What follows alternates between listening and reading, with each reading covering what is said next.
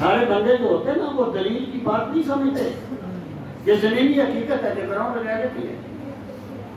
کچھ بندے سختی کی زبان سمجھتے، اگر کوئی دین یہ کہے کہ اگر کوئی تیرے دائیں منہ پہ تھپڑ مارے، دائیں گال پہ تھپڑ مارے، تم بایاں گال اس کے آگے کر دو، اس نے فطرت کے مطابق بات نہیں کی۔ سارے بندے دلیل کی بات نہیں سمجھتے، کچھ بندے سختی کی بات سمجھتے ہیں۔ تو اللہ پاک نے فرمایا تم نے نرمی سے بات کرنی ہے، لیکن جو لاتوں کے بھوت ہوں انہیں لاتوں سے ہی سمجھانا ہے، ان کے ساتھ سختی ہو سکتی ہے کیونکہ وہ نرمی کی بات سمجھنے والے نہیں ہیں۔ یہ فطرت انسانی کے مطابق حکم ہے، الا الذین ظلموا منہم۔ آگے فرمایا وقولوا آمنا بالذی انزل الینا، اور دیکھیے ہم ایمان لائے اس پر جو ہم پہ اتارا گیا، سبحان اللہ، وانزل الیکم، اور ہم ایمان لائے اس پر جو تم پر اتارا گیا۔ جملے کا کیا ربط ہے ماقبل کے ساتھ؟ بڑا واضح ربط ہے۔ کچھ لوگ ایسے ہوتے ہیں کہتے ہیں یار میں اس بات کو تب مانوں گا جب فلاں بندہ مان لے گا، اب میں پورے معاشرے کو چھوڑ کے اکیلا تو نہیں مان سکتا۔ یہ اظہار برات ہے کہ ہم تمہیں کہتے ہیں آؤ رب کی طرف، لیکن ہم اپنے رب کو سجدے کرنے میں تمہاری تائید کے محتاج نہیں ہیں۔ تم مان لو ہم پھر بھی رب کو سجدے کرتے ہیں، تم نہ مانو ہم پھر بھی رب کو سجدے کرتے ہیں۔ سبحان اللہ، یہ اظہار برات ہے۔ بندہ جو ہے نا، بندہ جس بات کو حق سمجھے وہاں پھر وہ لوگوں کے رویوں کی پرواہ نہ کرے۔ کہنے والے کہتے ہیں تم جس بات کو حق سمجھو اس پہ ڈٹ جاؤ، اگر تمہارا سایہ بھی تمہارا ساتھ چھوڑ دے تو تم حق کا ساتھ نہ چھوڑو۔ فرمایا ایمان والو کہہ دو ہم ایمان لانے میں تمہاری تائید کے محتاج نہیں ہیں، تم کرتے رہو انکار، ہم تو قیدی بن گئے ہیں محمد عربی کی زلفوں کے، ہم نے تو کلمہ پڑھ لیا ہے رب قدوس کا، جو کچھ ہم پہ اتارا گیا ہم اس پہ ایمان لانے والے ہیں۔ فرمایا وانزل الیکم، اور جو تمہاری طرف اترا تھا نا ہم اس پر بھی ایمان لاتے ہیں، جو تمہاری طرف اتارا گیا ہم تمہاری کتابوں کا انکار نہیں کرتے۔ اگر تم نے اس میں جو بدلا دیا ہے وہ تم نے بدلایا ہے، اور تمہاری کتابیں یہ کہتی تھی، یہ کہتی ہیں کہ حضرت موسیٰ نے فرمایا تھا میں اپنے خدا سے التماس کروں گا وہ تیرے بھائیوں میں سے ایک مددگار بھیجے گا جو قیامت تک تمہارے ساتھ رہے گا۔ بھائیوں سے کیا مراد ہے؟ بنی اسرائیل کے بھائی کون ہے؟ بنی اسماعیل۔ قیامت تک تمہارے ساتھ رہے گا سے کیا مراد ہے؟ وہ نبی جس کے بعد کوئی اور نبی نہ ہے۔ تو ہم اس پر بھی ایمان لائے جو تم پر اتارا گیا۔ پھر فرمایا یاد رکھو وَإِلَٰهُنَا وَإِلَٰهُكُمْ وَاحِدٌ، ہمارا رب بھی ایک ہے اور تمہارا رب بھی ایک ہے۔ تو مانو، دیکھیں حق جو ہوتا ہے نا، حق اپنی حقانیت کے لیے کسی کی تائید کا محتاج نہیں ہوتا۔ حق کو تائید کی بیساکھیاں نہیں چاہیے ہوتی، حق اپنی طاقت سے کھڑا ہوتا ہے۔ تو فرمایا تم مانو یا نہ مانو رب تمہارا بھی وہی ہے جس کو ہم سجدے کرتے ہیں، رب ہمارا بھی وہی ہے جس کو ہم سجدے کرتے ہیں۔ سبحان اللہ، وَإِلَٰهُنَا وَإِلَٰهُكُمْ وَاحِدٌ۔ پھر فرمایا وَنَحْنُ لَهُ مُسْلِمُونَ، تم مانو یا نہ مانو ہم تو اپنے رب کی بارگاہ میں جھک گئے ہیں، تم جو بھی کرو۔ ہمیں ہمارے لجپال نے جو توحید کا نشہ چڑھا دیا ہے یہ کبھی اتر نہیں سکتا۔ مٹا دیا میرے ساقی نے عالم ملکوت پھر آ کے مجھ کو لا الہ الا ہوں، کہ جو لا الہ کا نشہ ہمارے ساتھی نے ہمیں چڑھا دیا ہے، یہ بلال سے پوچھو کہ تپتی ریت پر لیٹ کر جب سینے پہ پتھر رکھے ہو اور باش مار رہے ہو تو رب کی وحدانیت کو بیان کرنے میں کتنی لذت آتی ہے، کتنا سکون آتا ہے۔ گرم پتھر پہ حبشی لٹایا گیا، وہ انہی کے لیے ستم سہتا رہا، اس کو معلوم تھا کہ پیا کے لیے یہ ستم بھی اٹھانا بڑی بات ہے۔ سبحان اللہ۔ وَإِلَٰهُنَا وَإِلَٰهُكُمْ وَاحِدٌ وَنَحْنُ لَهُ مُسْلِمُونَ۔ تم مانو یا نہ مانو، ہمارا سر جھک گیا ہے ہمارے رب کے سامنے۔ وَكَذَلِكَ أَنزَلْنَا إِلَيْكَ الْكِتَابَ، اے میرے نبی، وَكَذَلِكَ، اسی طریقے سے، کس چیز کی تشبیہ ہے؟ کذالک سے کیا مراد ہے؟ مراد یہ ہے کہ تمہیں اللہ تعالیٰ نے جو تلاوت، ذکر، نماز کا حکم دیا نا، جو تمہارے من کی دنیا کو بدل دیتا ہے، وَكَذَلِكَ أَنزَلْنَا إِلَيْكَ الْكِتَابَ، اسی طرح ہم نے آپ کی طرف کتاب نازل کی۔ مطلب یہ ہے قرآن کو یہیں سے بھی پڑھو گے تمہارے دل کی دنیا میں انقلاب پیدا کر دے گا۔ تو ہی ناداں چند کلیوں پہ قناعت کر گیا، ورنہ گلشن میں علاج تنگی دامہ بھی ہے۔ وَكَذَلِكَ أَنزَلْنَا إِلَيْكَ الْكِتَابَ فَالَّذِينَ آتَيْنَاهُمُ الْكِتَابَ يُؤْمِنُونَ بِهِ، اور وہ جنہیں ہم نے کتاب دی، یؤمنون بہی، وہ اس پر ایمان لائیں گے۔ یعنی جو دیکھیں، میری بات پہ غور فرمانا ہے۔ ایک بندہ تھا، ایک یونیورسٹی میں تھا، تو ہر بندے کو تنگ کرتا تھا۔ یعنی کوئی اسٹوڈنٹ ہے نا، اس کا کام اس کو تنگ کرنا، نہ اس کو ایم فل کرنے دینا ہے یا پی ایچ ڈی کرنے دینا۔ میں نے ایک دوست سے پوچھا، یار اس کا مسئلہ کیا ہے؟ یعنی بندے اپنی مسئلے کا کچھ خیال کرتے ہیں۔ میں نے کہا مسئلہ کیا ہے؟ میرا دوست تھا وہ جس سے میں نے پوچھا، اس نے کہا یار ایک کرپٹ بندے کا مسئلہ کرپشن ہوتا ہے۔ اس کا مطلب یہ ہے کہ جن لوگوں کا مقصد حق کی پیروی کرنے والا ہے، جب انہوں نے قرآن سنا نا، اس طریقے سے لپک کے مصطفیٰ کے قدموں میں آئے، جیسے بچھڑا ہوا بچہ دوڑ کے اپنی ماں کی طرف جاتا ہے۔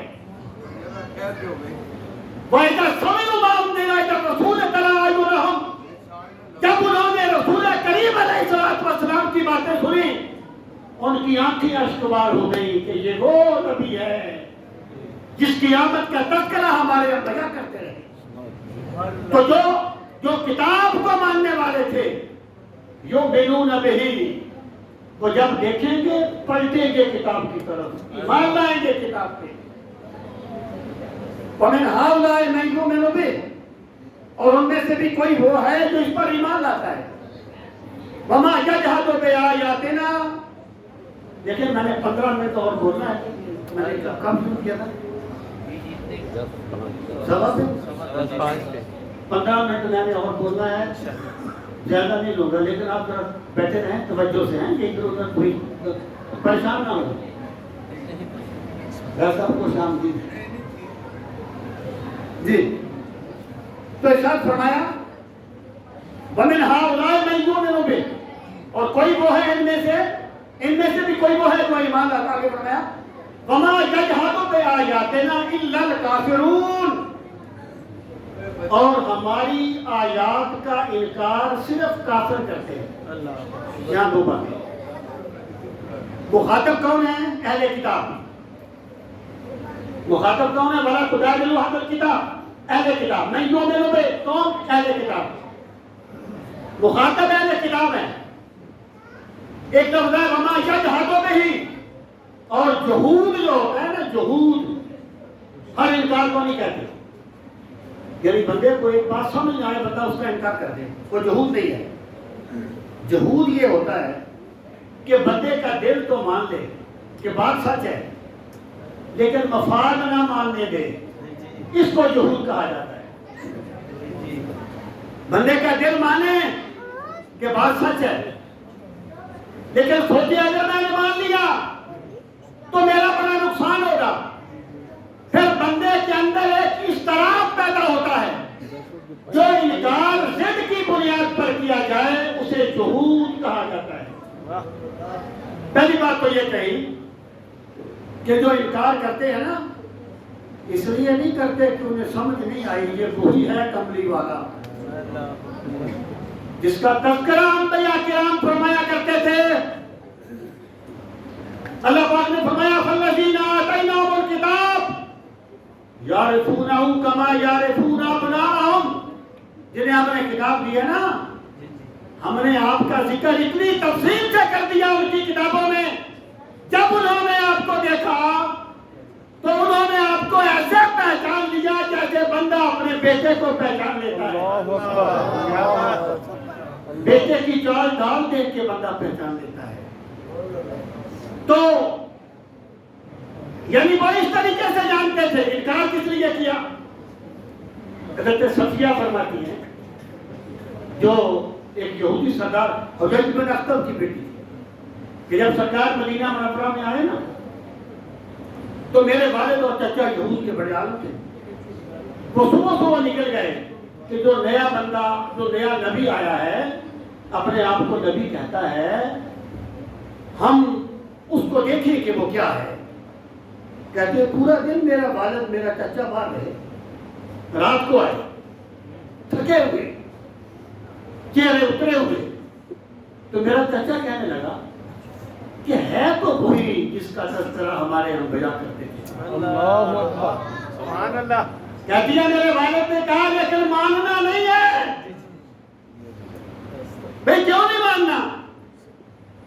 کہنے لگا جو ہمیں اتنے نذرانے ملتے ہیں وہ ختم ہو جائیں گے، جو اتنے مفادات ملتے ہیں وہ ختم ہو جائیں گے۔ وہ اس بات کو بھول گیا کہ اب دنیا کی عزتیں بھی اس کو ملیں گی جو محمد کریم کے قدموں میں آئے گا۔ اقبال کس کے عشق کا یہ فیض عام ہے، رومی فنا ہوا حبشی کو دبا ہے۔ جو میرے پاک نبی کے قدموں میں آ گئے، وہ بکریاں بھی چرانے والے تھے تو صوبوں کے گورنر بن گئے تھے۔ نعرہ تکبیر، نعرہ رسالت، نعرہ حیدری، خدمت قرآن۔ پہلی بات وما یجحدوا بہ، کہ انکار جو کرتے ہیں نا، دل مانتا ہے کہ قرآن وہی اللہ کا کلام ہے، صاحب قرآن وہی اللہ کا پیغمبر ہے، لیکن مفاد نہیں ماننے دیتا۔ آگے فرمایا اِلَّا الْكَافِرُونَ، مگر کافر۔ اس کا مطلب کیا ہو گیا؟ اہل کتاب جو ہے نا، ان کا حکم ذرا مختلف ہوتا ہے دوسروں سے، بت پرستوں سے، منکرین سے، ملحدوں سے مختلف ہوتا ہے، لیکن اہل کتاب بھی کافر ہیں اگر مسلمان اور کافر کی تقسیم کی جائے گی۔ جہاں میرے رب نے انہیں کافر کہا ہے اہل کتاب کو، وَلَا يَجْحَدُ بِآيَاتِنَا إِلَّا الْكَافِرُونَ، اور جو بھی ہماری آیات کا انکار کرے گا وہ کافر ہی ہوگا۔ یعنی یہ نہ کہنا کہ ہم انبیاء کی اولاد میں سے ہیں، ہم بنی اسرائیل میں سے ہیں، ہمارے خاندان میں 70,000 پیغمبر آئے تھے۔ اللہ کی بارگاہ میں نسب نہیں دیکھے جاتے، ایمان دیکھا جاتا ہے۔ بندہ عشق سدی کر کے نسب کو جانی کہ ڈری رہا فلاں ابن فلاں کی سے ہم یہ نہیں دیکھیں گے الا الکافرون، وہ کافر ہو جائے گا۔ آگے فرمایا وما كنت تتلو من قبله من كتاب ولا تخطه بيمينك اذا لارتاب المبطلون۔ اب قرآن کی صداقت پہ ایک دلیل تھی، اور ایسی دلیل جسے کوئی انصاف پسند آدمی رد نہیں کر سکتا۔ ذرا آپ اس پہ غور کیجیے، ترجمہ پہلے آپ دیکھ لیں۔ وما كنت تتلو من قبله من کتاب، اے میرے پیغمبر صلی اللہ علیہ وسلم، آپ اس سے پہلے کسی کتاب کی تلاوت نہیں کرتے تھے۔ ولا تخطه بيمينك، اور آپ نے اپنے ہاتھ مبارک سے کبھی لکھا نہیں تھا۔ اللہ اکبر۔ اذا لارتاب المبطلون، ورنہ شک کرنے والے شک میں مبتلا ہو جائے. یعنی ایک بندہ بہت بڑا فلسفی ٹائپ ہے، لکھتا پڑھتا ہے، وہ کوئی کلام پیش کر دے تو لوگ کہیں گے پڑھا لکھا بندہ ہے، کلام پیش کر دیا. اور کبھی غور کرنا، عربوں کا جو معاشرہ تھا نا، ان کے چھوٹے چھوٹے بچوں کو سینکڑوں اشعار پہ مشتمل قصیدے یاد ہوتے تھے، بڑے بڑے شعر کہتے تھے. اور انسان کے کلام میں ایک تدریج ہوتی ہے. یعنی جو بندہ شاعر بنتا ہے نا، شاعر، وہ 40 سال کے بعد بھی شاعر بن جاتا. جو شاعر بنتے ہیں وہ پرائمری اسکول سے شاعری شروع کر دیتے ہیں، جن میں شاعری کے جراثیم ہوتے ہیں نا، وہ شاعری شروع کر دیتے ہیں. جو بولتے ہیں وہ بچپن سے بولتے ہیں. یہ نہیں ہو سکتا کہ 40 سال تک تو بندے نے کوئی کلام پیش نہ کیا ہو اور 40 سال کے بعد وہ ایسا کلام پیش کرے کہ تیرے آگے یوں ہے دبے لگے خسرا عرب کے بڑے بڑے. کوئی جانے منہ میں زبان نہیں بلکہ جسم میں جانے کہ تینوں ہی جس کا جواب لانے سے عاجز آ جائیں. اور ایک بات اور بھی یاد رکھنا، ایک ہے امی ہونا، ایک ہے ان پڑھ ہونا. یہ ایک نہیں ہے، ایک نہیں ہے. امی ان پڑھ ہونے کا مطلب کیا ہے؟ بندے نے پڑھا نہیں ہے، وہ ناخواندہ ہے. امی ہونے کا مطلب کیا ہے؟ کہ کسی دنیا میں کسی سے زانوئے تلمس طے نہیں کیا،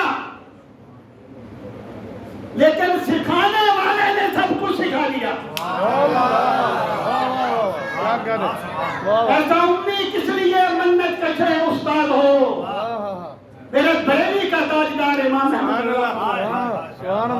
ایسا امی کس لیے منت کشے استاد ہو، کیا کفایت اس کو اقرا ربک الاکرم نہیں. یعنی امی ہونے کا مطلب ان پڑھ ہونا نہیں ہے. علم دو طریقوں سے آتا ہے. ایک ہوتا ہے علم اقتصادی کہ بندے نے پڑھا اور بندے کو آ گیا. ایک ہے علم بابی کہ بندے نے کوشش نہیں کی لیکن رب نے سکھا دیا. رب نے سکھا دیا. تو اللہ پاک نے میرے پاک نبی علیہ الصلوۃ والسلام کو ما کان وما یکون کا علم دیا. امی ہونے سے یہ مراد نہیں ہے، بلکہ امی ہونے سے مراد ہے دنیا میں کسی کے سامنے زانوں میں تلمس طے نہیں کیا. جسے رب پڑھائے گا وہ بندوں کے سامنے کیوں بیٹھے گا. سبحان اللہ سبحان اللہ. اب سامنے محترم دلیل کیا دی؟ کیا میرے نبی صلی اللہ علیہ وسلم آپ نے کبھی کوئی یعنی لکھا نہیں تھا، کبھی کوئی خطبہ نہیں دیا تھا؟ اگر آپ ایسا کرتے تو یہ شک کر لیتے. اس کا مطلب یہ ہے کہ جب آپ نے ایسا کلام پیش کر دیا جس کے سامنے جنوں انہیں عاجز آ گئے، تو یہ ماننا پڑے گا کہ یہ خود پیش نہیں کیا بلکہ سکھانے والے نے سکھا دیا ہے. اب ذرا دیکھیے، میں بات کو کلیئر کرتا ہوں. فرمایا بل وہ آیات و بینات، یہ قرآن کذب نہیں ہے بلکہ یہ واضح آیات ہیں. فی صدور الذین اوتوا العلم، ان لوگوں کے سینوں میں جنہیں اللہ نے علم عطا کیا. وما یجحد بآیاتنا الا الظالمون، اور ہماری آیات کا انکار وہی کرتا ہے جو ظالم ہوتا ہے. یعنی قرآن خود بتا دیتا ہے کہ میں رب کا کلام ہوں، لیکن ظالم اقرار نہیں کرتے. آگے فرمایا، میں بات کو سمیٹ رہا ہوں. وقالوا، انہوں نے کہا، لولا انزل علیہ آیات من ربہ، ایسا کیوں نہیں ہوا کہ ان پر اللہ کی طرف سے نشانیاں اتاری جائیں. نشانیوں سے ان کی مراد تھی وہ معجزات جو وہ مانگتے تھے. قل آپ فرما دیجیے انما الآیات عند اللہ، کہ آیات میرے رب کے پاس ہیں. یعنی میرا دعویٰ یہ نہیں ہے کہ میں تمہیں نشانیاں دکھانے کے لیے آیا ہوں. میرا دعویٰ یہ ہے کہ مجھے رب نے تمہارے پاس اپنا پیغام سبحان نشانی کس کو دکھانی ہے کس کو نہیں دکھانی، یہ میرے رب کے فیصلے ہیں اور میرا سر اپنے رب کے سامنے جھکا ہوا ہے۔ سبحان آگے فرمایا وَإِنَّمَا أَنَا نَذِيرٌ مُّبِينٌ، اور میں تو واضح طور پر آگاہ کرنے والا ہوں۔ آگے فرمایا أَوَلَمْ يَكْفِهِمْ أَنَّا أَنزَلْنَا عَلَيْكَ الْكِتَابَ، سبحان اللہ سبحان آپ اللہ سے نشانیاں مانتے ہیں، کیا ان کے لیے کافی نہیں ہے کہ ہم نے آپ پر یہ کتاب نازل فرمائی ہے؟ سبحان اللہ، یعنی یہ کتاب جس کا لفظ لفظ بتاتا ہے کہ یہ رب کی نازل کرتا ہے۔ وہ ایک شاعر تھا، لبید اس کا نام تھا، اتنا بڑا شاعر تھا کہ اوقاف کے میلے میں اس نے اپنا جب کلام پیش کیا نا تو جنوں انس وہ جب اس نے اپنا کلام پیش کیا تو شاعر اس کے سامنے سجدے میں گر گئے۔ یہ داد کا ایک طریقہ تھا۔ پھر وہ اس نے قرآن مجید سنا اللہ اور قرآن کی فصاحت و بلاغت نے اسے مسلمان کر دیا۔ سبحان اللہ، پھر اس نے شعر کہنا چھوڑ دیا۔ لوگوں نے کہا لبید شعر کیوں نہیں کہتا؟ کہنے لگا شعر کیا کہوں، اب رب نے مجھے سورہ بقرہ سکھا دی ہے، سبحان اللہ اب رب نے مجھے سورہ آل عمران سکھا دی ہے۔ سبحان بھائی اللہ پاک فرماتا ہے یہ جو نشانی مانتے ہیں، دیکھیں اس کا یہ مطلب تو نہیں ہے کہ سرکار کو اور کی معجزہ نہیں دیا گیا۔ معجزات کا ذکر تو قرآن میں بھی ہے نا، بقرہ سات شق القمر، چاند شق ہو گیا، احادیث مبارکہ میں مطلب یہ ہے کہ باقی سارے معجزات چھوٹے ہیں اور نظر آنے والے تھے اس وقت، لیکن قرآن کا معجزہ وہ ہے جو سب سے بڑا معجزہ ہے اور قیامت تک کے لیے معجزہ رہے گا۔ اولم یکفہم انا انزلنا علیک الکتاب یتلی علیہم، کیا ان کے لیے کافی نہیں ہے ہم نے ان پر کتاب نازل کی جو ان پر پڑھی جاتی ہے؟ ان فی ذلک لرحمہ، لوگوں قرآن تجھے رب کی رحمتوں کی طرف بلاتا ہے، سبحان اللہ قرآن تمہیں رب کی رحمتوں کا امین بنانا چاہتا ہے۔ وذکرہ، اور قرآن یاد دہانی ہے۔ ذکرہ کہتے ہیں کسی بھولی ہوئی چیز کو یاد دلانا۔ اللہ تعالیٰ نے انسان کو جس فطرت سلیمہ میں پیدا کیا تھا نا، بندہ کے دنیا میں بھول گیا مختلف عوامل کی وجہ سے، قرآن تمہیں تمہاری بھولی ہوئی فطرت یاد دلاتا ہے، یہ یاد دہانی ہے۔ لِقَوْمٍ يُؤْمِنُونَ، فعل کبھی کبھی ارادہ فعل کے لیے بھی آتا ہے، لیکن یہ رحمت اور یاد دہانی اسے نصیب ہوگی جو ایمان کی طرف لے کے آئیں گے۔ جو بندہ قرآن کی طرف اپنے ایمان کی طرف لے کے آئے گا، قرآن اسے دارین میں رب کی رحمتوں کا امین بھی بنائے گا اور اسے فطرت انسانی کا سبق بھی سکھائے گا۔ اللہ تعالیٰ ہم سب کو قرآن مجید کے ساتھ زندہ تعلق قائم کرنے کی سعادت نصیب فرمائے۔ وما علینا الا البلاغ۔